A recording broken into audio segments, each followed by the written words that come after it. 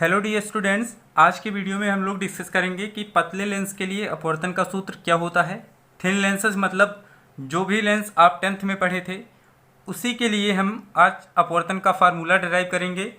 ये फार्मूला आप tenth class में पढ़ चुके हैं। रही बात इमेज फॉर्मेशन की, तो अगर आप इमेज फॉर्मेशन जानते हैं तो बहुत अच्छी बात है। अगर नहीं जानते हैं तो इमेज फॉर्मेशन टेंथ क्लास के लिए हमने लेंस के लिए पढ़ाया है, उसकी लिंक आपको डिस्क्रिप्शन में मिल जाएगी। आप वहां से जाके लेंस से इमेज फॉर्मेशन किस प्रकार होता है वो देख सकते हैं और आसान तरीके से सीख सकते हैं। तो आज के वीडियो में हम लोग का जो फार्मूला होगा जिसे हमें डिराइव करना है वो ये है 1/f is equal to 1/v minus 1/u। अब यहाँ पे पतले लेंस के लिए अपवर्तन सूत्र में सबसे पहले हम बात करेंगे किसकी, उत्तल लेंस के लिए फार्मूला क्या होगा। फार्मूला तो दोनों लेंस के लिए यही होगा, लेकिन हमें इसका डेरिवेशन करना है। किस प्रकार से ये फार्मूला आएगा ये हमें निकालना है। कभी कभी ये आता है कि UVF में लेंस के लिए संबंध निकालिए, ऐसा भी पूछा जा सकता है आपसे। और इस पे आप तो न्यूमेरिकल टेंथ क्लास में कर ही चुके हैं। देखने के बाद लगता है कि ये दर्पण सूत्र है, बस अंतर क्या है कि प्लस और माइनस का। लेंस में माइनस है जबकि दर्पण में प्लस होता है। तो आप वीडियो को पूरा अंत तक देखें, आपको सारे कॉन्सेप्ट अच्छे से समझ में आ जाएंगे। तो चलिए इसके डेरिवेशन को स्टार्ट करते हैं। सबसे पहले आप जो थोड़ा सा इसके बारे में रेफरेंस लिखते हैं, चित्र बनाएंगे।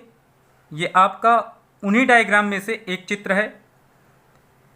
अब यहाँ पे आप लिखेंगे कि चित्रानुसार एक उत्तल लेंस के सामने एक वस्तु AB रखी है जिसका प्रतिबिंब लेंस के दूसरी ओर प्राप्त होता है जो A', B' है। अब माना लेंस से वस्तु की दूरी U है और लेंस की फोकस दूरी F और प्रतिबिंब की लेंस से दूरी कितनी है, +V है। एक चीज़ यहाँ पे आपको और नोटिस करना है कि हम लोग जानते हैं कि दूरी मापने के लिए जो भी डिस्टेंस मेजर की जाती है, चाहे वो मिरर के लिए बात करें चाहे हम लेंस के लिए बात करें, वो लेंस में ऑप्टिकल सेंटर से मेजर की जाएगी और मिरर में P से मेजर की जाएगी। और यहाँ पे उन्हीं दूरियों को हम O से लिख चुके हैं। तो अब यहाँ पे आप किस तरह से इसका डेरिवेशन स्टार्ट करेंगे। देखिए, एक चीज़ अगर आप देखेंगे, ध्यान देंगे, तो उत्तल लेंस से जो भी प्रतिबिंब बनता है, जितना प्रतिबिंब बनता है, जिस प्रकार का प्रतिबिंब बनता है, वो अवतल दर्पण से जो भी प्रतिबिंब बना है उसी के टाइप का होता है। यानी कि हम कह सकते हैं कि उत्तल लेंस से बना प्रतिबिंब अवतल लेंस से बने प्रतिबिंब के बराबर है। आप देख सकते हैं, यानी कि इससे भी वास्तविक उल्टा प्रतिबिंब प्राप्त होगा। इसकी भी 6 केस और अवतल दर्पण की भी 6 केस हैं। आप इसको एनालाइज करेंगे तो समझ पाएंगे। अब यहाँ पे अब इसके डेरिवेशन को हम स्टार्ट करते हैं। यहाँ पे त्रिभुज आप देखेंगे AOB और A', B' O से त्रिभुज ABO तथा त्रिभुज A', B' O से दोनों क्या हैं, दोनों समरूप हैं। अगर ये समरूप हैं तो हम यहाँ पे लिख सकते हैं AB/A', B' is equal to, अब यहाँ से ये वाली डिस्टेंस OA/OA', ये आपका इक्वेशन फर्स्ट हो जाएगा। अब इस साइड को हम इसलिए नहीं ले रहे हैं क्योंकि इसकी कोई ज़रूरत नहीं है, ना ही इसका कोई वैल्यू हमको दिया है, ना ही ऐसा कुछ निकालने के लिए बोला गया है। हमें तो UVF में संबंध निकालना है। अब ये आपका इक्वेशन नंबर फर्स्ट तो हो ही गया है। अब हम लोग एक और समरूप त्रिभुज ढूंढेंगे जो यहाँ पे हमको दिखाई पड़ रहा है, MFO और A', B', F। यहाँ पे इसको अगर देखेंगे तो ये भी समरूप है। समरूपता के लिए हमने बताया था क्या है कि ये अगर 90 है तो ये भी 90 है, ठीक है ना। ये एंगल अपोजिट है, मतलब दो कंडीशंस फॉलो होनी चाहिए। तो इसी प्रकार से इसी प्रकार अब हम कहाँ पे चलेंगे, त्रिभुज ओ एफ एम तथा त्रिभुज A dash B dash F C, ये भी क्या है, दोनों समरूप हैं। समरूप हैं, अगर ये सिमिलर हैं तो फिर हम यहाँ पे यही केस फिर से अप्लाई कर सकते हैं। हमको क्या मिलेगा, O M by A dash B dash is equal to O F by कितना, ए डैश एफ, ये आपको मिल जाएगा। बट ओ एम को अगर देखेंगे तो आपको ये पता चलेगा कि ओ एम ए बी के बराबर है। तो यहाँ पे हम लिख सकते हैं O M is equal to क्या है, ए बी है। इसलिए आपको मिलेगा कि A B by A dash B dash is equal to O F by A dash F, ये हो जाएगा इक्वेशन नंबर सेकंड। अब यहाँ पे आपको क्या समझ में आ रहा है कि इक्वेशन फर्स्ट और सेकंड की जो लेफ्ट हैंड साइड है वो इक्वल है, तो राइट हैंड साइड भी इक्वल हो जाएगी। समीकरण 1 और 2 से जब 1 और 2 को देखेंगे तो इनकी लेफ्ट हैंड साइड इक्वल है, तो राइट हैंड साइड भी इक्वल होंगी। तो हम लिख सकते हैं कि O A by O A dash is equal to O F by A dash F, ये आपका थर्ड इक्वेशन हो गया। अब यहाँ पे थोड़ा सा हम लोग चेंजिंग कर सकते हैं। जैसे यहाँ पे ए डैश एफ है, इसको हम लोग चेंज कर सकते हैं। अगर हम लोग फिगर को देखेंगे तो ए डैश एफ ये आपको दिखाई पड़ रहा है, इसको हम लिख सकते हैं क्या कि ए डैश एफ आपका इक्वल हो जाएगा ओ A dash minus O F के। क्यों, क्योंकि हमारे पास ए डैश एफ की कोई वैल्यू नहीं है, इसलिए हमें इसको चेंज करना पड़ रहा है। अब यहाँ पे ये दोनों वैल्यूज़ हमारे पास हैं। ए डैश एफ को हम जब कन्वर्ट किए तो हमको ये ओ ए और ओ एफ के फॉर्म में मिल गया। ओ ए की वैल्यू हमारे पास एग्जैक्टली है, इसको हम लोग जानते हैं क्या है, वी है, तो यहाँ पे लिखेंगे वी माइनस कितना, ओ एफ की वैल्यू हमारे पास एफ है, तो ये वैल्यू हमारी हो जाएगी वी माइनस एफ। अब यहाँ पे लिख सकते हैं या और करके, या हिंदी में लिख सकते हैं या O A by O A dash is equal to O F by A dash F को अभी हमने चेंज करके बताया, क्या लिख सकते हैं, O A dash minus O F यहाँ पे लिख सकते हैं, चूँकि A dash F is equal to क्या है, O A dash minus O F. अब सभी वैल्यूज़ को हम पुट करना स्टार्ट करेंगे। ओ ए एग्जैक्टली हमारे पास है, देखिए ओ ए माइनस यू है, साइन कन्वेंशन के साथ में चलेंगे। और हमारे पास ओ ए डैश ये भी हमारे पास है, ओ ए डैश की वैल्यू क्या है, वी है। और हमारे पास क्या है, ओ एफ हमारे पास एफ है। और जैसा कि यहाँ पे अभी हमने बताया कि ए डैश एफ हमारे पास आ चुका है, वी माइनस एफ। अब यहाँ पे